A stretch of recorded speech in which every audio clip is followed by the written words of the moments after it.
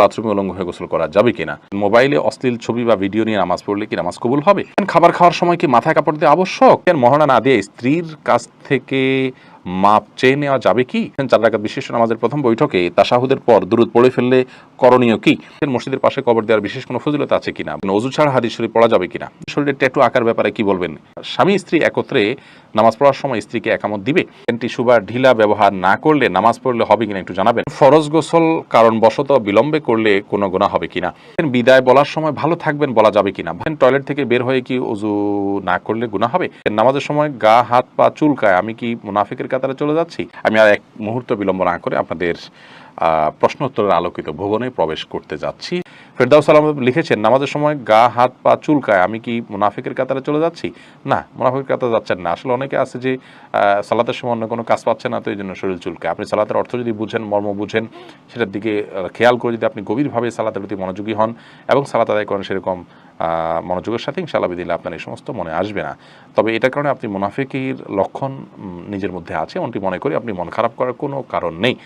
আমরা হাবিবুর রহমান লিখেছেন, টয়লেট থেকে বের হয়ে কি ওযু না করলে গুনাহ হবে। না, এটা কোনো জরুরি না, তবে সর্বাবস্থা ওযু অবস্থা থাকতে পারলে ভালো, জাস্ট ভালো, কিন্তু না করলে গুনাহ হবে এমন কোনো কথা নেই।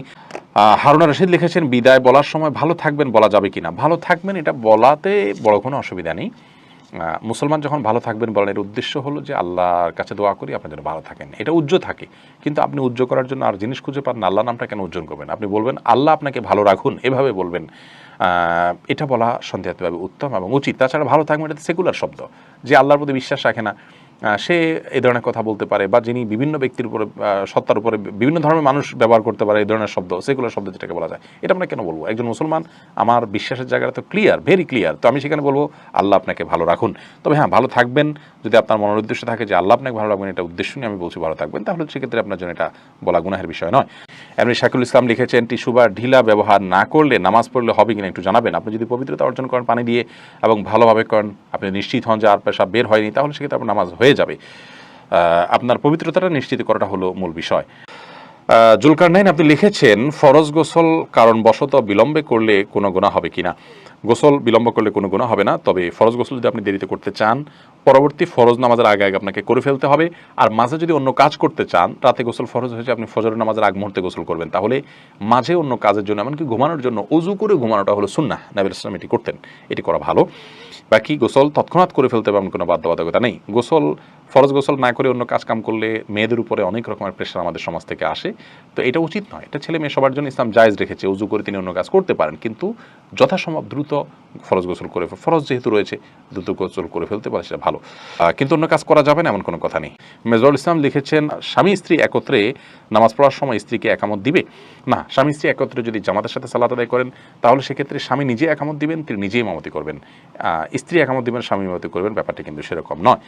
এরপরে মুক্তা চৌধুরী আপনি লিখেছেন, মসজিদের পাশে কবর দেওয়ার বিশেষ কোনো ফজিলত আছে কিনা। বোন মুক্তা, মসজিদের পাশে কবর দিলে বিশেষ কোনো উপকারিতা আছে বলে আমার জানা নেই, বরং আমাদের কবরে, আমাদের আখিরাতে, আমাদের আলমে বারজাখে উপকারিতাটি নির্ভর করে আমাদের আমলের উপরে। আপনি যদি ভালো আমল করে যান, আপনার কবর যদি জঙ্গলেও হয়, আপনি যদি কোনো পশুর পেটেও চলে যান, আপনি যদি সমুদ্র নিমজ্জিত হয়ে যান, আল্লাহ আপনার ধ্বংসাবশেষ যেখানে থাকবে সেখানে আল্লাহ রাব্বুল আলামিন আপনার জন্য শান্তির ব্যবস্থা করবেন। আপনি জান্নাতি হিসাবে আল্লাহর কাছে নিবন্ধিত হবেন, আল্লাহর কাছে জান্নাতের মেহমান হিসাবে আপনি আপ্যায়িত হবেন।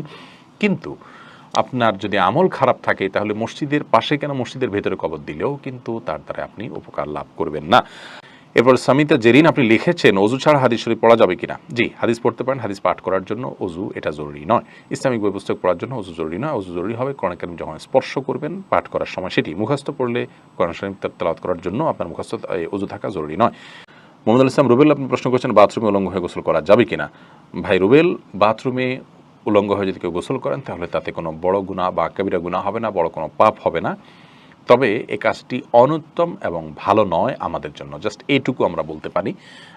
কিন্তু আপনার এর কারণে কোনো বড় গুনাহ হয়ে যাবে ব্যাপারটি এরকম না। বিশেষ ওযরের কারণে যদি আপনার বিবস্ত্র হতে হয়, আপনার জন্য সেটা জায়েজ রয়েছে।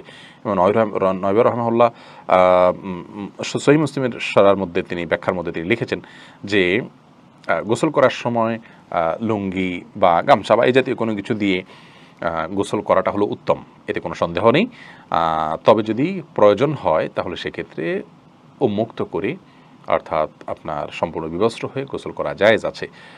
একটি হাদিস এরকম রয়েছে, নবী সাল্লাল্লাহু আলাইহি ওয়াসাল্লাম বলেছেন যে আল্লাহ তাআলাকে কেউ যদি নাও দেখে তো আল্লাহ তাআলাকে অন্তত লজ্জা করা উচিত, লজ্জাশীলতা থাকা উচিত। এজন্য এরকমটি প্রয়োজন হলে করা যাবে, আর প্রয়োজন ছাড়া এরকম করাটা অনুচিত, অনুত্তম, ভালো কাজ নয়। বেলাল হোসেন জানতে চেয়েছেন 4 রাকাত বিশিষ্ট নামাজের প্রথম বৈঠকে তাশাহুদের পর দুরূদ পড়ে ফেললে করণীয় কি? হানাফি মাযহাব অনুযায়ী আল্লাহুম্মা সাল্লি আলা মুহাম্মাদ এই পর্যন্ত পড়ে ফেললে আপনি সিজদা সাউ দিবেন। অন্যান্য অনেক উলামা ইকরাম অবশ্য বলেন যে না, এই কারণে সিজদা সাউ দিতে হবে না। বিশেষ করে আরবি স্কলাররা বলেন যে না, এই জন্য সিজদা সাউ দিতে হবে না। সৌদি আরব উলামা ইকরাম সহ অনেকেই বলেন।